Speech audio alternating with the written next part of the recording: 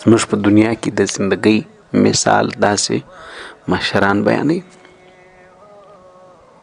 دریاب کې یو کوچنی مایع دی، یو غټ مایع دی. د دې کوچني مایع دا زړه وغوښتل چې دا راپورته شي، د اوبو سربیر ټوپونه ووي، ساعت تېر کړي، د اوبو سمندر سیډ له راسي او رقم آزاد وګرځېږي. دا غټ مایع د کوچني مایع له رالی باره یې ورته ویل چې ګوره پام کوه، دلته ښکاریان هم راځي. د دې ښکاري صورت دی دا یو 22 غاښ په خوله کې لري، دا یو 2 سترګې لري، لاسونه لري، دا تا رانیسي، دا یو داسې سیخ راوغورځوي، په هغه سیخ کې غوښي، په دې غوښو په مابینځ کې په سترګو نه معلومیږي، سیخ پکې پکښې کړي. ته به وایې چې دا خو غوښې دي، ورباندې حمله به سي، هغه غوښې به تېرول شروع کړي، په خوله به یې کړي، هغه سیخ به دې په ستوني کې بند سي او دا ښکاري به دې راکش کړي، وبه دې باسي د باندې. دا ښکاري به تا د مځکې ووي، دا ښکاري به تا راواخلي، پرې به کړي، ټوټه به دې کړي، بیا به دې په ایشېدلو غوړۍ کې واچوي، دې کې به دې واچوي او بیا به راولاړ سي، بیا به دې په غاښو وخوري، بیا به داسې سي، بیا به داسې. او زه پر مخ هغه داستان یې ګرد ورته بیان کړم. د کوچني مایع چې سوچ وکړئ، چې فکر یې وکړئ، چې په سترګو باندې د کوشش شروع کړي چې هغه انسان وویني، خو نه معلومیږي یا شپه ده یا هغه انسان په الحالستانه یا نور څه عذرونه دي، دی لا په اوبو کې ویني نه، یا بله مسله ته هېڅ هم نه معلومیږي، یوې خواته ولاړې بلې خواته ولاړې، هېڅ هم نه معلومیږي. نه یې هغه 22 غاښونه ولیدل، نه هغه اوږده لاسونه ولیدل، نه یو جال دی چا سره ورسره و، هېڅ هم یې نه ولیدل. ته سوچ وکړئ، چې فکر یې وکړئ چې ګوره دا له د پخوا زړې خبرې دي، دا لا نیکه دانا خبرې دي، دانا سوچونو فکرونه دي. خپل یو څو شپې ژوند دی، بابر بعیش دنیا کوش کی دوباره زندگی نیست. نن د دنیا څخه د مستی زمانه ده، مستی وباسه، دوباره زندگی د کمی خواهد.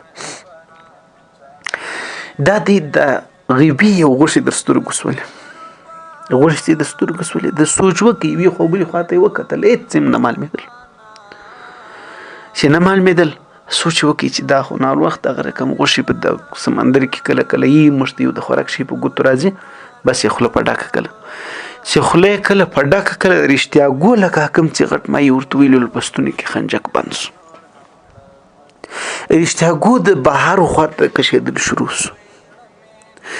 ساعت کې مې ما چې کتل، هغه څه چې ورته ویلول هغه وار په وار محله وار په وار پر خپل پیریډ او پر خپل هغه وار باندې یو د بل پسې هغه محلې راځي. ویې لیدل چې یو انسان دی، اوږده لاسونه دي، هغه تناو دی، راوینې وي، د مځکې پسې وایي او داسې کوي د خیر سره چې ټوټه یې کوي، یا غوړۍ کې پسې واچوي، ګرد د کیسې مکمل لکه څنګه چې هغه سړي ورته ویلي ول، پر ترتیب باندې وار په وار هغه کیسې ټولې راغلې. ګرانو عزتمندو ورونو، موږ ته د اسلام مبارک او سپېڅلی دین هدایت ټول راکړي دي چې د مرګ ما بعد ورته څه راځي. نو موږ هوښیاران څه وکړو؟ په موږ کې چې ډېر خېټور هوښیاران، ډېر چې عقل یې در سل سپېټ اوښتی، نو هغه ژر راولاړ شو د خیر سره. موږ خپل عقل جنګول شروع کړو چې دا خاورو کې او دا مرګ او دا موږ چرګه مړه شول، مثال درته او دا پلان او دا بستان. خو کله چې هم د زکندل سلګۍ او غټه وخوري، نو وروسته هغه مرحله وار هغه ترتیبونه ګرد شروع شي چې ورته ویلي دي چې تا ته به نکیر و منکر د پوښتنې لپاره راځي. ته الله رب العزت بس نه پیدا کړی، بلکې د دې ټولې دنیا نماینده او خلیفه یې ګرځولې. ستا په خدمت کې د دنیا هر ذره الله رب العزت یاد ساتلې ده، الله رب العزت مصروف ساتلې ده، الله اخته کړی درسو تا ته ډوډۍ پیدا سي، خو ته دا ډوډۍ په غفلت مه خوره. ته خپل رب وپېژنده، ته خپل خالق وپېژنده، ته خپل ته پسه نه یې، ته انسان یې، ته اوښ نه یې، ته غوی نه یې، ته سپی نه یې، ته لیوه نه یې. دا ټول ستا د پیدې لپاره دي، خو ته چې یې ته د یو مقصد مطابق دې دنیا له راغلی. دلته به همیش نه، دلته به تل نه، دلته به د ټول عمر لپاره نه. راتلل د یو څو شپو میلمه، د څو شپو بعده به هر څه در څه پاته کېږي. خپل کور کې به بیا نه پرېښودل کېږي، خپلې کپړې به ستا پر بدن نه در پاته کېږي او ځې به واپس. اوس د تللو څه بعده کومې مرحلې ستا مخ ته راځي، په هغه ځان پوه کړه. نو څوک ځان پوه کړي هوښیاران هماغه د چې لاره انتخاب کړه او چا صرف نظر وګرځوله، چا شاته دا خبرې وغورځولې، د هغو سره د هغې مایي په څېر کانه بیا وروسته کېږي چې وار په وار هغه محلې راځي. خو بیا به وخت تېري، بیا به نه د توبې وخت نه به د رجوع وخت نه به د لمانځه وخت نه به د اذکار وخت نه به تلاوت د قرآن وخت نه به د سرو زرو د ډول څه د غورځېدلو پرېښودلو وخت. ټول دوباره زندګي نیست. هغه څنګه وایي وی نن دیوار دی که دروغ کړي که رښتیا دوباره دې راتلی نسته په دنیا. بس نن چې څه کوې د همدغه مطابق بس تا سره بیا د مرګ ما بعد فیصله کیږي. وی اعمال سے زندگی بنتی ہے، یہ اپنی فطرت میں نہ ناری ہے نوری.